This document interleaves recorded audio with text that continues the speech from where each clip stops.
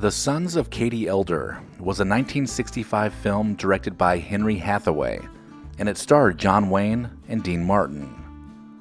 The story is about the four adult sons of Katie Elder. John, played by John Wayne, who is famous or infamous as a professional gunman. Tom, played by Dean Martin, is basically a professional gambler. Then there's Bud, played by Michael Anderson. He's the youngest brother, and he's still in school. And then the final brother is Matt, played by Earl Holliman, and he's an unsuccessful hardware dealer. The brothers all end up reuniting in their hometown of Clearwater, Texas in 1898 for their mother's funeral, and they all kind of share regret that none of them lived up to their mother's high expectations. This movie actually marked the return of John Wayne to the big screen after he had a cancerous lung removed just 4 months earlier.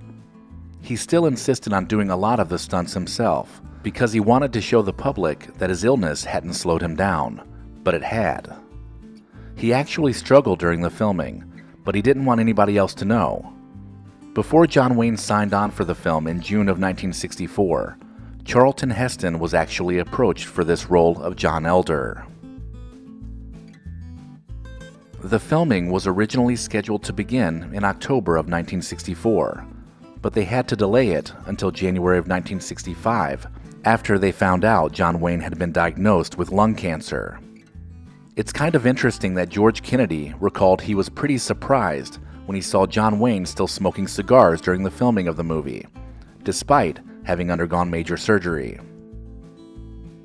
John Wayne's stunt double was actually used in this film quite a bit, and that was Chuck Robertson. He doubled for John Wayne in all of the horseback shots, and he also doubled for George Kennedy in the scene where John Elder hit Curly with an axe handle.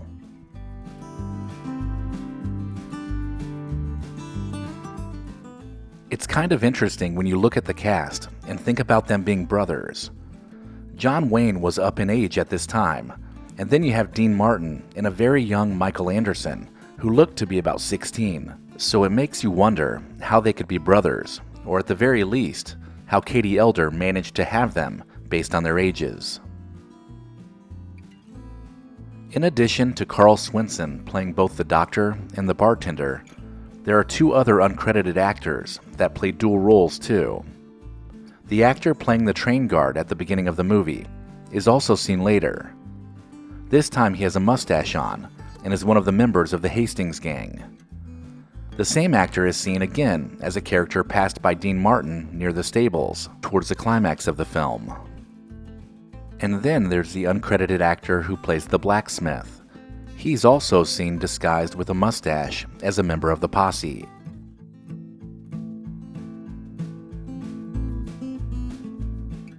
William H. Wright picked up a copy of The Fighting Marlows by Glenn Shirley in a Los Angeles bookstore around 1953. He thought that this would make a really good story for a Western, so he paid members of the Marlowe family $1,000 each for the rights to make it into a screenplay. But when the movie was finally made 12 years later, the film's plot had drastically changed, and Talbot Jennings was credited with writing the script. The outdoor locations for the movie were filmed in Durango, in northern Mexico. The opening credits show a locomotive traveling along a narrow canyon on the famed Denver and Rio Grande Western Railroad, and were shot in Colorado.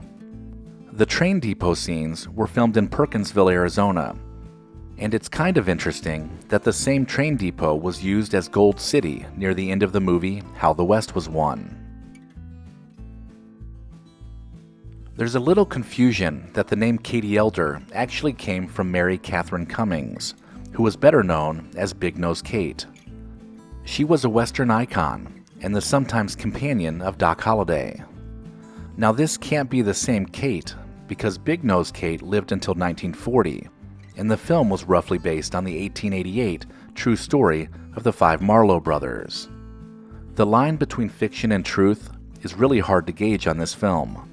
Like so many other films, they veer off in directions just to make the quality of the picture better, and you really don't know how much truth is involved in it. There's one part of the film that actually should have been cut out, but wasn't. When John Wayne punches Dean Martin during the breakfast ruckus, he clearly strikes his hand on the open door, and he lets out an authentic ouch and grabbed his hand. Now, Dean Martin actually felt that he looked out of place in this role, since he was an Italian American. There was also a lot of talk that director Henry Hathaway was terrible to work with in this movie.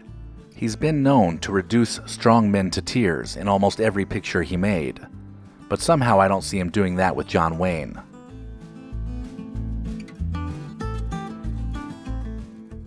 The same wanted poster of the man in the top hat smoking a cigar can also be seen in the movie El Dorado from 1967, and this film also starred John Wayne.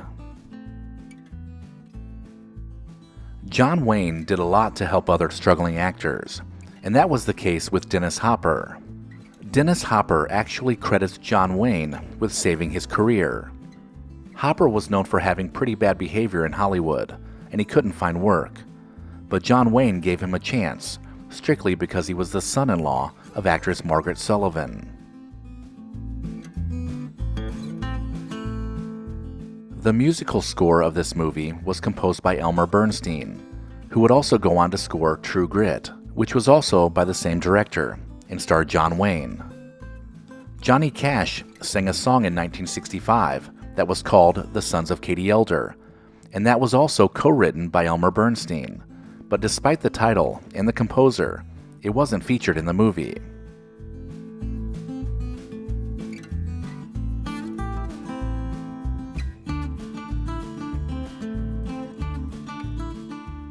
Initially, actor Tommy Kirk was originally intended to be in this movie and play the youngest brother, but he was quickly replaced by Michael Anderson Jr.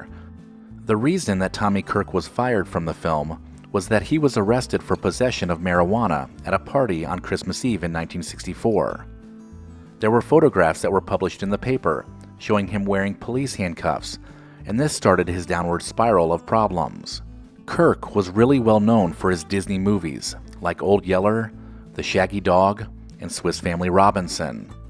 This guy was a popular young actor, but this drug arrest caused him many problems and would eventually lead to him giving up acting altogether.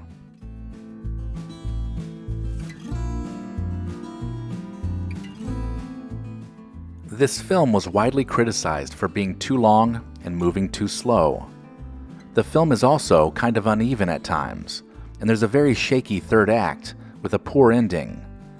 Still, I think John Wayne does some of his finest acting in this movie. John Wayne never disappoints, so you may want to take a look back at The Sons of Katie Elder. You'll be glad you did.